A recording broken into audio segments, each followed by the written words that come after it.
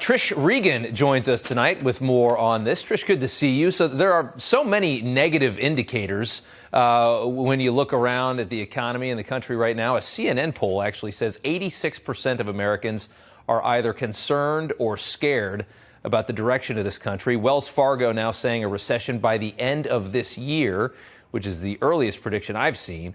Walmart and Target stocks plummeting, the biggest falls, I think, since the crash of '87. What do you see coming down the pike? Yeah, we're getting into bear market territory for sure. I do see a recession. I predicted this some time ago, saying about an 85% chance of recession. I do think it happens. I agree with Wells Fargo at the end of this year. Look, the handwriting's on the wall. We can't be in an environment where the Federal Reserve is hiking interest rates as it needs to, given the inflation, in which you're going to continue to see so much economic activity. The reality is the consumer is feeling this. They're feeling this already, right, at the gas pumps, at the grocery store, in their general lives, because inflation is as bad as it is. But simultaneously, and this is where it gets really tricky, Rob, and you could see this Fed chief go down in history as one of the worst if he really screws this up, which I think there's a good chance of. If they move too quickly on interest rates, just as the consumer is already struggling, then that's a recipe for total disaster, perfect storm. Meanwhile, you got Joe Biden and company out there suggesting we just need to print more money. Right. You know, that's the answer. Just give out more checks. And I'll tell you, we're going to be in for a very, very bad go. Yeah, we have watched terrible leadership bring us to this point, and now we're going to see them try and figure out how to fix it, and I'm just as scared as you are. And when you think about shortages, potentially a food shortage, the famine warnings we've heard, gas, obviously, the baby formula thing, the one right now, but there are people talking about, again, the potential of a famine.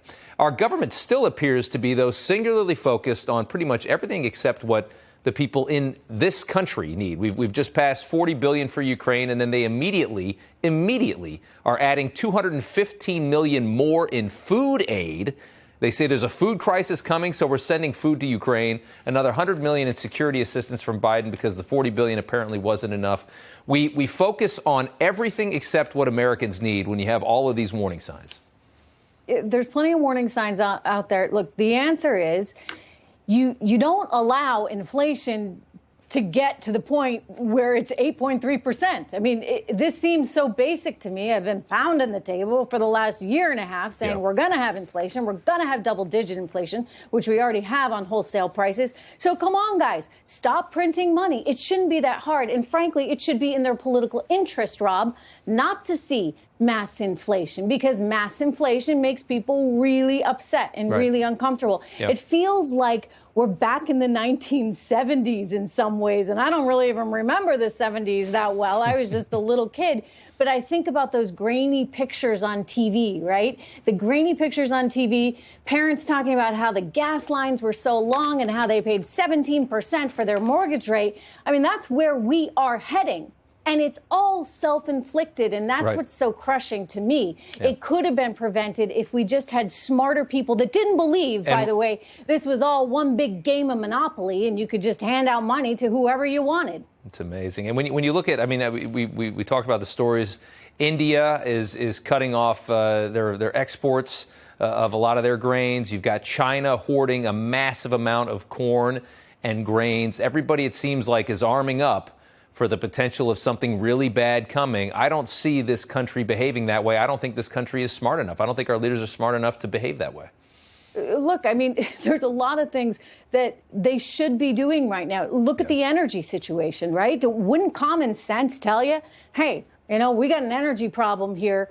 Oil keeps skyrocketing. I would not be surprised, Rob, to see, and I predicted this as well. I predicted this actually back in February, $10 a gallon at the gas pumps by the height of the summer driving season if this trajectory continues. So wouldn't it make sense to say, we got an energy problem. Maybe we ought to drill more here in the USA. Maybe that might be a good idea. I'm not saying you got to get rid of your green energy stuff, but let's be realists about it. Let's do it all, because the American people should not have to suffer because of ineptitude in Washington, D.C.